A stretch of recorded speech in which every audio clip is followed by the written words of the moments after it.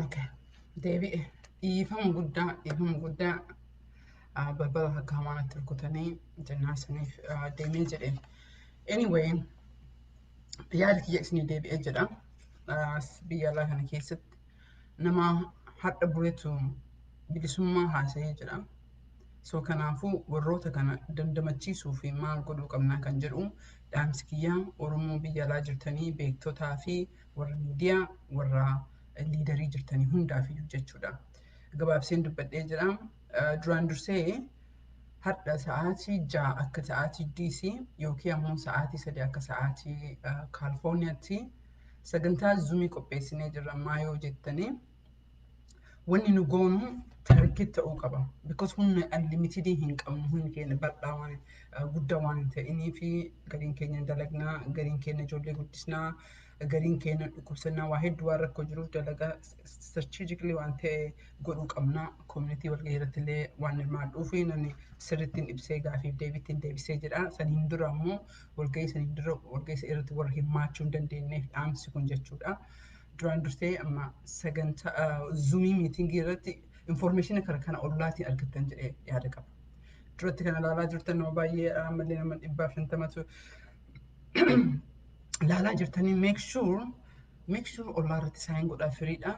Iimeelii argattan update argattan jechuudha. Waan deemaa jiru qofa osoo hin ta'in waan godhuu qabdan. Because amma fakkeenyaaf ayyee Jawaar guyyaa tokkoffaarra jira nam 20 wajjin. Maal gooname ayyee inni iyyinaan like Facebook irratti nama baay'eetu garaa isin gubatee jira. Garuu strategic ta'uu qaba. Kanaafuu xalayaa sanniin amma jimaata erginee jirra. Oofisni kaleef hadha cufaadha waan isin gootan tokkoyyuu hin jiru. Garuu wixataaf isin qopheessaa jirra jechuudha. Wixataa fi daqiiqama tokko fudhata koppii gootanii peest maqaa keessanitti katabdanii teessoo keessanitti katabdanii kongireesii keessan ergitanii jettan jechuudha.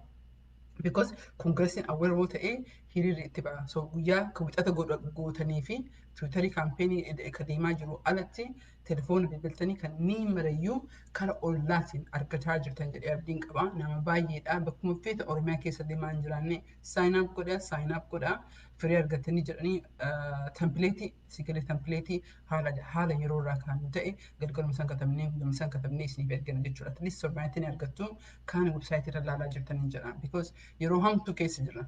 Yeroo du'aa fi jiruu hedduu keessa jirra. Yeroo waa hedduu itti ilaalaa jirru keessa amma immoo yeroo hambisuma ru'ima warra kanaa hambisumaaf isinitti iyyaa jirra isinitti boo'aa jirra jechuudha. Kanaafiyyuu make sure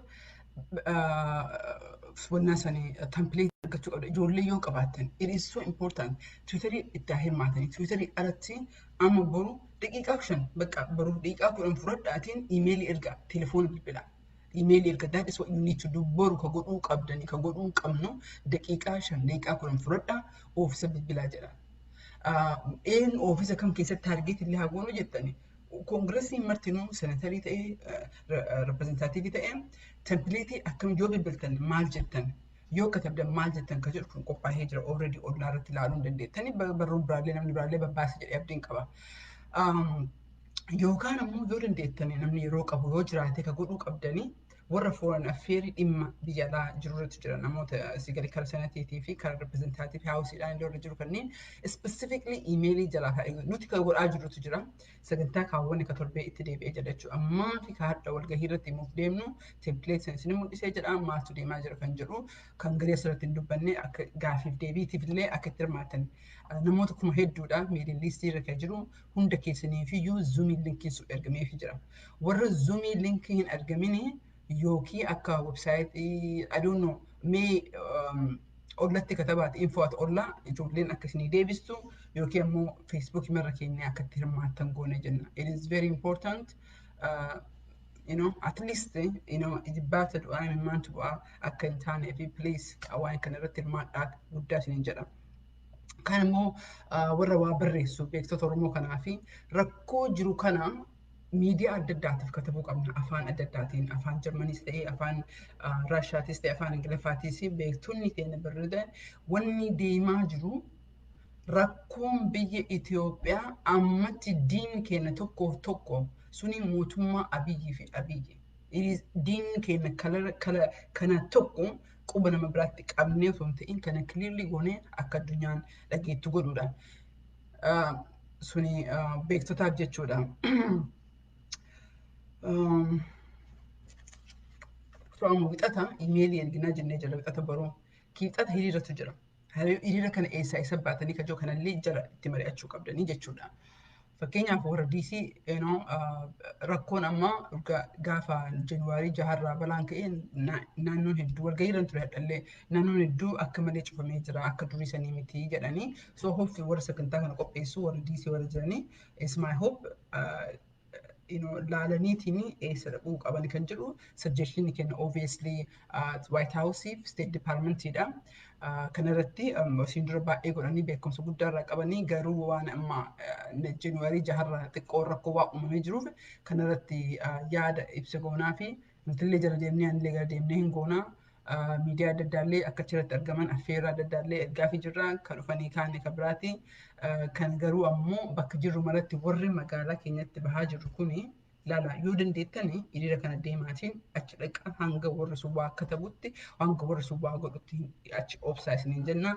Yoo dadhabdan ammoo iimeelii kakalee qixata gootan san qixata irra deebi'aa abdeetii gaafadhaa isiniin jenna. Kabraa maalii? Sagantaa roobiillee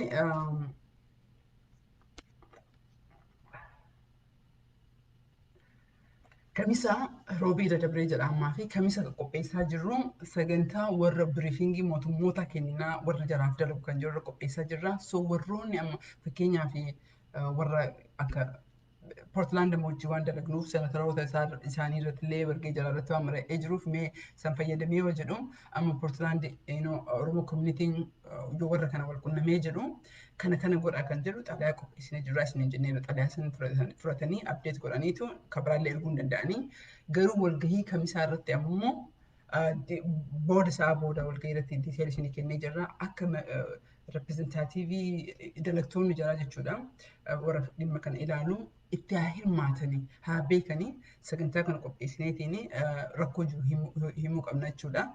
Kamisa santu jira abdeetii sanillee boru wixatatti moo diiteelii argatanii jedhee yaadan qaba. Wixata sanii kibxata sanii harbaa ammaa fi exactly bakkoonni adda addaa harbaa otoo hin ta'in kamsaa hiriira baana kibxata otoo hin ta'in harbaa hiriira baana kan jedhutu jira. So warroonni harbaa hiriira bahu kunniin wanna basically kibxata godhuu qabdan jechuudha harbaa akka baatanii jechuudha. Kun immoo waldoolee adda addaatu jira waldoo akka human right amma itti himnee jirra Amnesty International himnee jirra warra Keenyaa jirtanii warra biyya adda addaa jirtanii Yurooppii keessa jirtanii warroonni kun dhaqeetiin akka warra kana dubbisu dhiibbaa itti godha. Dhiibbaa itti godhaa qaamaanis ta'ee telefoonaan amma koovidiif ta'ee ofiisni hedduu nama hin argane amma chaalenjii guddaa akka ta'e otoo silaa hadha koongiresiin banaa ta'ee akkuma beektan dhaqneetiin beenaatii achi danda'aa isiniin jira. Ammoo laak ta'ee jira hin ayyaman seenuu danda'anii. Kanaafiyyuu hanga abdeetii isinii kenninuu fi waan deemaa jiru biyya lakkuma isiniin jira on a daily basis warra waliin quba qabnutu jira. Kanaafiyyuu kanneen qabxiilee isiniin jenne kana godhaa. Har'a Zoomii irratti koottaa waliin mari'annaa. It's very important because waan goonu beekuu qabna. Eessa akka dubbisnu beekuu qabna. Gaafiin keenya maal akka ta'e beekuu qabna. Wixata telefoonaa, iimeelii fi tiwiitarii san goonaa jennee jirra. Wixanni sani. Kibxanni bakka jiru maratti Oromoon Global Oromoo Communitiin walgahii bahaa jedhee jira. Sanillee walgahii community keessatti dandeettan argamaa galgala irratti ni jira. Harbaa akkuma isiniin jedhee kamsaa ammoo sagantaa biriifingii kanaatiif beektota adda addaa himnee qopheessaa jirra jechuudha. Kanneen hunda argatuu fi make sure follow anallee asii godhaa torbaan kana waa hedduu irratti haasa'uu yaadan qaba. Dhugaa isinitti himuu yaadan qaba. Rakkoon keenya waa hedduu barsiisaa jirti. Haalli ijoolleen amma itti ta'aa jirtu kana calqisiinsi warra biyya keessaa kuni just qabsoon teenya bara mararraayyuu ol hin hiixu. Achumatti akka yookiin duutu yookiin jiraattu idduma kana rarraateetiin ru'ii nama hedduu galaafataa jirti. Kun ammoo maaliif kan jedhu maaliif bara maraa achumatti deemna kan jedhu irratti yeroo biraa bal'isnee haasofnee jenna. Ammaa fi konfirensii Zoomii irratti yoo akka tasaa ollaarraa hin argatin Zoomii linkii akka Facebook irratti post godhu ni yaalee jedha. Yookaan ammoo namoonni baay'een na beektu achirratti hirmaadhaa. Zoomii kanarratti gaaffiif deebii keessan nan deebisaa isiniin jedha.